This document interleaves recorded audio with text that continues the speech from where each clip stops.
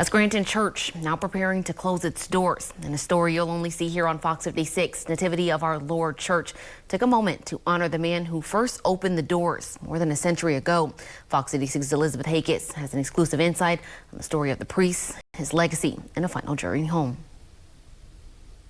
Inside the very church Father James O'Reilly built from the ground up will soon close its doors. More than 100 years after his death, the body of Father O'Reilly was moved from Nativity of Our Lord Church, his final wish when he passed in 1907, to Sacred Heart Cemetery in Southside.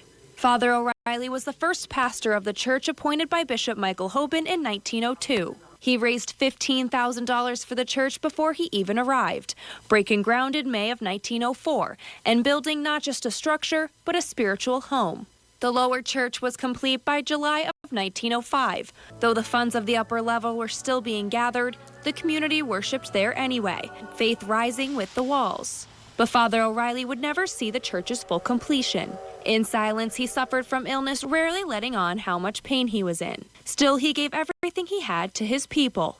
I think Father O'Reilly's message for us that we should all take home is that on this commitment to Christ and this commitment to the Lord, that we give everything we've got, and we give our hearts over to God and to his people and to the mission that he asks of us. And Father O'Reilly gave everything he had right until the end. When doctors told him to rest, he chose to walk 3 blocks to greet the children preparing for First Holy Communion, one final act of love for the church he served. He felt he could walk the 3 blocks to the church to greet a group of young people that were preparing for the First Holy Communion. So rather than resting and recovering, he continued right up to the end to give everything he had. And it's really inspiring to me that we're all called to give our hearts completely over to God and do his work.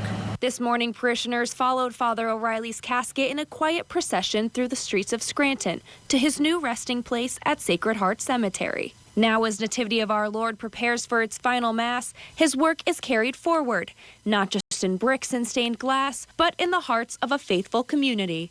In Scranton, I'm Elizabeth Hakis with Fox 56 News, first at 10. Nativity of Our Lord will hold its last Mass tomorrow at 11 a.m.